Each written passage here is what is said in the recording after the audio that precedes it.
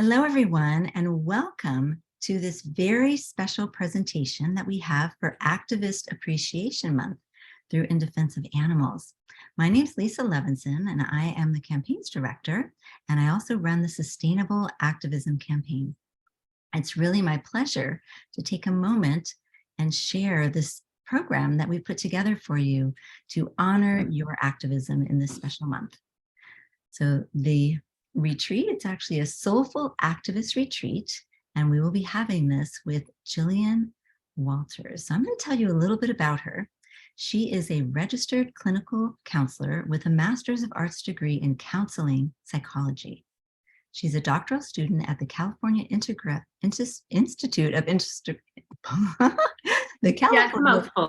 of Integral Studies. That's a tongue twister for sure. School of Consciousness and Transformation program. Gillian has been vegan for over 30 years and has raised her son vegan. She's the author and illustrator of 2 children's books, and I'll let her tell you all about those. And she even wrote a cookbook with her son, a vegan cookbook, which is really exciting. So we're just thrilled to have Gillian here, and she's also a friend of mine, so I'm extra delighted to introduce her to all of you. Hi, Gillian. How are you today? Hi, Lisa.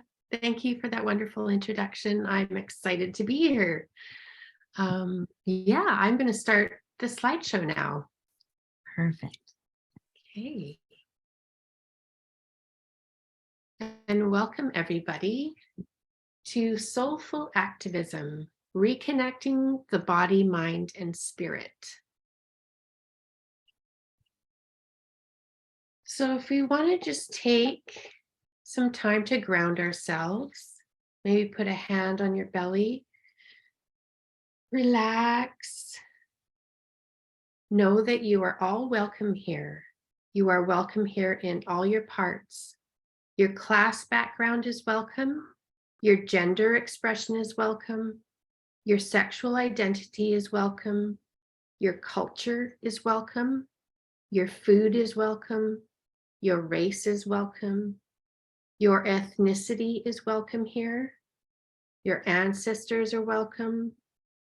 Your spirituality or religion is welcome here. The gods and goddesses you work with are welcome. Your mind is welcome. Your spirit is welcome. Your beautiful heart is welcome.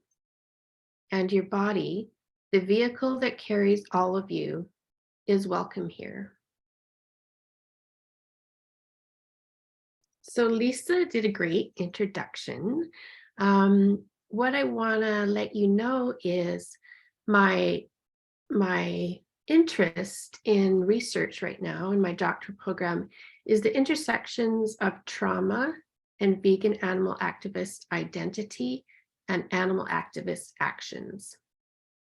And my interest stems from my own experience of burning out as an activist.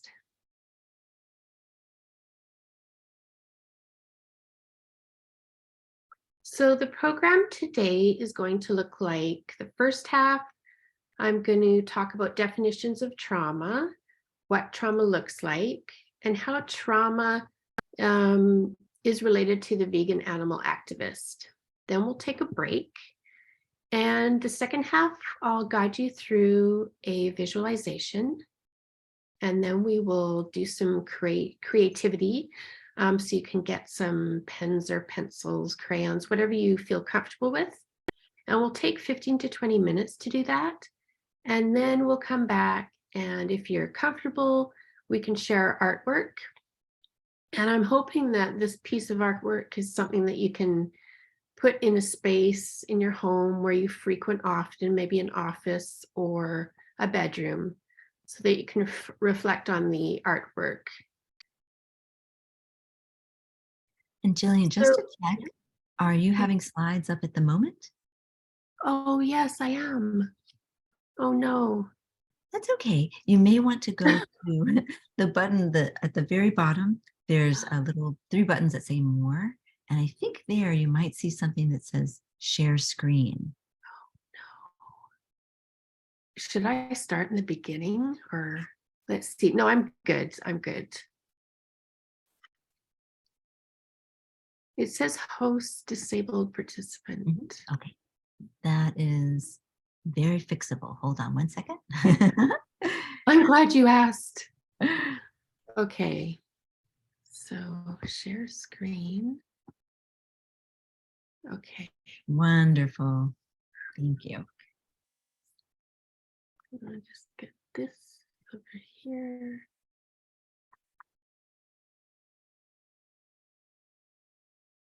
Okay, good. Didn't miss anything important visually. So the objectives for our time together is to understand different types of trauma, to understand what a trauma-informed lens is, to gain awareness to the factors that contribute to vegan animal activist trauma, to begin to understand the intersections of oppressions, and most importantly, to be in community together and create a piece of art that will support your soul care.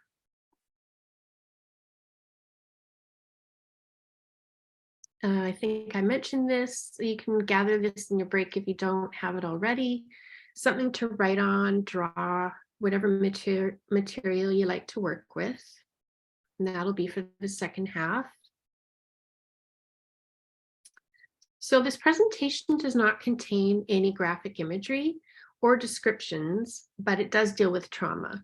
So I ask that if you feel triggered at any time, just remember to feel your feet on the ground and be mindful of your breath.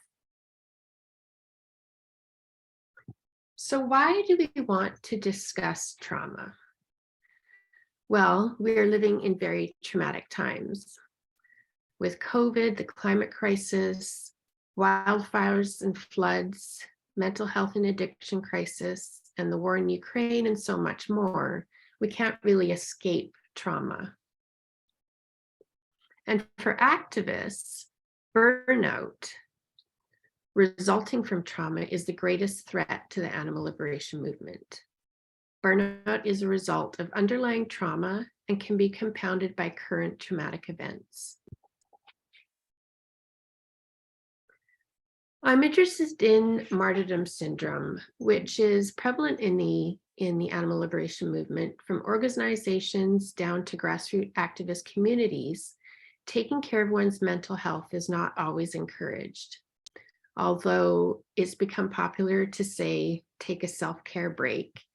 The underlying often mantra is, but I can't because the animals have it worse, which is true. The animals probably do have it worse, but what happens if we don't care of our human needs individually and collectively, our bodies will begin to fail. And this can lead to depression, anxiety, burnout, and withdrawal from the movement. So I suggest more than self-care is, as a community, an individual and at a community level and an organizational level, that we look at this culture of martyrdom and take self-care more importantly. When we think of women that make up the majority of this population, yet there's a disproportionate number of men in positions of power, how does that affect us as women? So we need to talk about that. There's also the resistance to thinking intersectional. So a lot of activists, animal activists might think, well, we've got, they've got their own movement. We need ours. We need to focus on ours and not focus on other movements. But the truth is that it really is all connected. And of course, there's the infighting in the movement, and racism, sexism, and ableism has been researched, and it shows that it's one of the main reasons for burnout within the movement. So what I propose is looking through a trauma-informed lens. And when you think of a camera, like focusing, you can focus on, get a clear picture of an individual's trauma. But if you focus out, you have a larger perspective and think about the other things that might be affecting the individual. So a trauma-informed lens allows us to appreciate, respect, and honor an individual's experience. We can recognize that we are all affected by trauma in different ways, These individual differences extend into cultural, historical, and gender differences. So instead of thinking, what is wrong with this person? We can step back and think, I wonder what has happened to this person or is happening to them now. So instead of coming judgmentally, coming at this question more out of curiosity. So what is trauma? There's many definitions of trauma. I like the one by Gabor Mate. He is a psychologist in Vancouver, where I live, and he's quite popular. He's written a few books, and his definition is trauma is a psychic wound that hardens you psychologically, that then interferes with your ability to grow and develop. It pains you, and now you're acting out of pain. It induces fear, and now you're acting out of fear. Trauma is not what happens to you, it's what happens inside of you as a result of what happened to you. So two people can maybe experience the same traumatic event, but the trauma will manifest differently in each of the people. So you might have heard of big T trauma and little t trauma. I'll just cover that briefly here. So you can also call it primary or secondary trauma.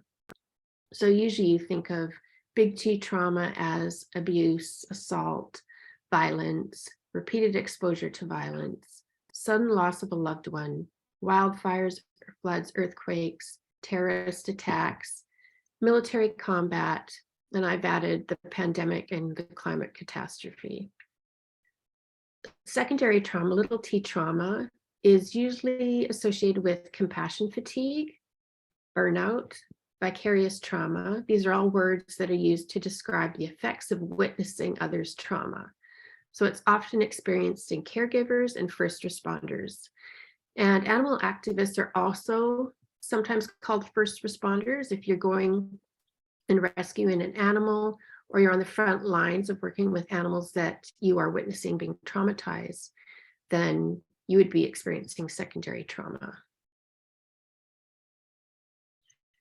Historical trauma. So historical trauma refers to emotional and psychological wounds passed down from one generation to another. African slavery descendants and indigenous peoples are examples of communities who continue to be oppressed by institutional racism, higher rates of poverty, addiction, violence, suicide, and incarceration. So what would a trauma exposure response feel like? You might start feeling hopeless, helpless, a sense that one can never do enough, hypervigilance, diminished creativity, minimizing chronic exhaustion, physical ailments, inability to listen, deliberate avoidance, dissociative moments, guilt, fear, anger, or could lead to addictions. So I think I said this before in the beginning. My interest, my area of research is how vegan identity, identifying as a ethical vegan, and animal activist actions kind of intersect to create this trauma profile. So let's look at what it means to be an ethical vegan. So the Vegan Society describes it as a philosophy and way of living which seeks to exclude, as far as is possible and practicable, all forms of exploitation of and cruelty to animals for food, clothing, or any other purpose, and by extension promotes the development and use of animal-free alternatives for the benefit of humans, animals, and the environment. In dietary terms, it denotes the practice of dispensing all products derived wholly or partly from animals. And I'm not sure if any of you have read Claire Mann's book called Dystopia. I found it really groundbreaking when I first read it, that somebody was actually naming how I felt. So this is quite a wordy description, dystopia. the existential crisis experienced by vegans arising out of an awareness of the trans-like collusion with a dystopian world and the awareness of the greed, ubiquitous animal exploitation, and speciesism in a modern dystopia.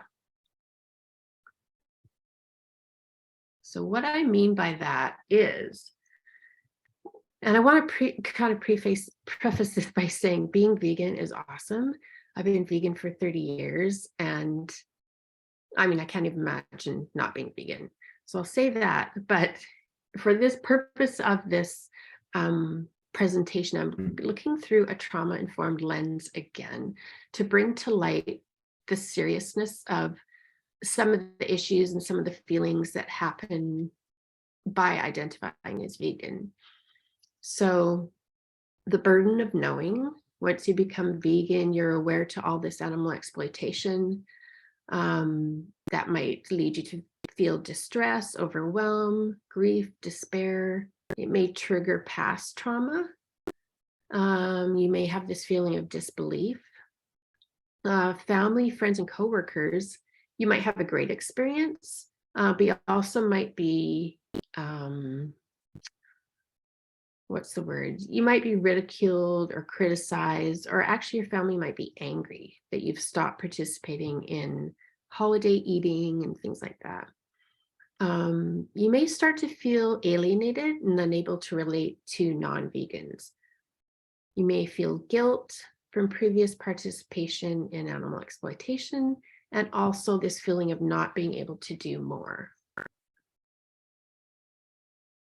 So now I'm going to switch over to animal activist identity. And the thing that stands out for me the most is we may be first responders, but we're not treated with the same kind of empathy or respect as other first responders. So our work, whether it's volunteered or paid, does not carry the same societal worth as other first responders. And this is highlighted in the way the media responds to activism. So I like to use this image here of firefighters rescuing a cat from a burning building, and the headline might be "Hero Fireman Rescues Cat from Burning Building." A very feel-good story. And then we have this woman with a pig in her arms, and it might read, "Terrorist steals pig from family-run business." This is how the majority of society sees this image or this news story. But as vegan animal activists, we see woman rescues piglet from being tortured and killed.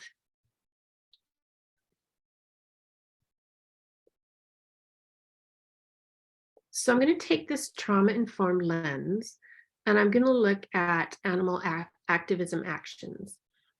So whether we're sitting at home behind a computer, doing research or campaigning, or we're on the front line stopping a truck, there's an element of violence that we are always witnessing. So we could be bearing witness, we could be protesting, witnessing violence against animals, often violence from people witnessing us standing up for the animals. We're targeted, whether it's being yelled at or sworn at, or I've had trucks swerved, try and hit a group of protesters that I was with. And then you have disruptions, rescue, investigation.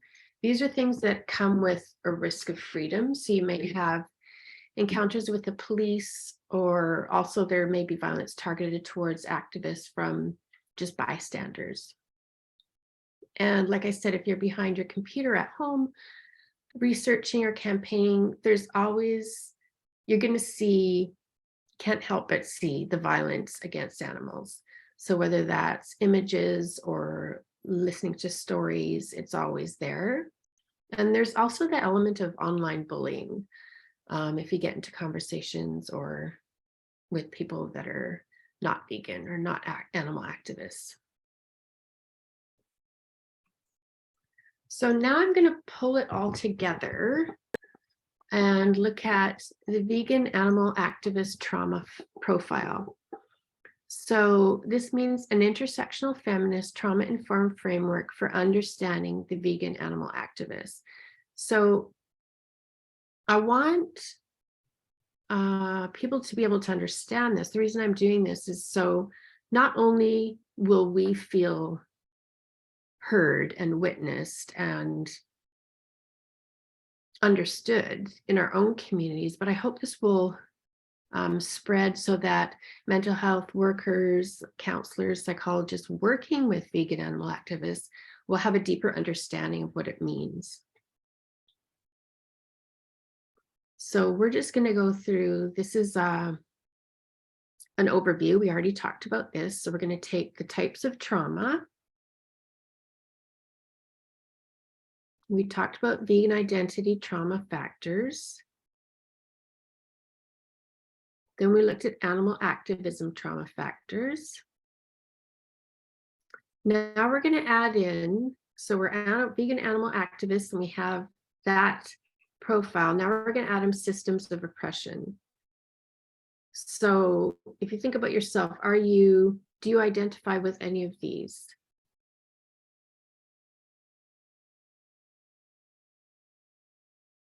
And when we put it all together, you can start thinking, okay, what's my positionality? Have I experienced primary, secondary, or generational trauma? Have I worked through that trauma, or is it still there? Is my activist culture, are they supportive? Do they have good communication skills? Can I balance the types of activism? Do I know when to say no to something, or am I constantly putting myself on the front lines? And vegan identity, what's your experience been like? Did you have a good coming out as a vegan experience, or was it difficult with family and friends? And then the center here is systems of oppression. So where do I fit here? We can think of age, appearance, class, gender, sex, ability, race. That all factors into the trauma profile. So the summary is become trauma informed. And it's not like I wouldn't call it a skill. It's more like a way of viewing. So it's kind of like an embodied way of viewing. And it's something you just learn by doing it, by listening, by taking time to get to know people, and also by kind of acknowledging or learning where your positionality is. So acknowledge that we all carry our unique trauma histories. These are impacted by the other identities we identify with. Historical traumas of colonialism, racism, and structural violence are real and can intensify an individual's trauma response. Approach others in our community with curiosity instead of judgment. Place self-care as a top priority in your personal life, organizations, and communities. Set aside time in meetings to discuss the effects the work is having on us. Remember that trauma response exposure is normal. Seek out professional help to work through the trauma. And that takes us to break time. So I'm going to stop sharing. Are you still there? Yes, we are here with you. Okay, so pause share. So yeah, why don't we take a break? Or no, why don't we, if anybody's interested in turning their cameras on. And just a curiosity, Gillian, would you like for us to do the break? Let me know, because we are recording. So I just wanted to find out when you wanted to stop the recording. I guess you could stop now and then we'll take a break and then come back. You can record for the visualization and then stop recording when we share at the end. Does that make sense? Okay, sure. That sounds good. Thank you very, very much for this wonderful presentation. It's very, hearing it is so validating, because I think, at least I'll speak for myself, really relating to a lot of the terminology that you use, the way you describe everything, and some of the helpful ways that you organize that vegan activist experience. So thank you. Mhm. So with that, we'll end this recording, take a little pause, and continue on. Okay. So now would be the time. I can't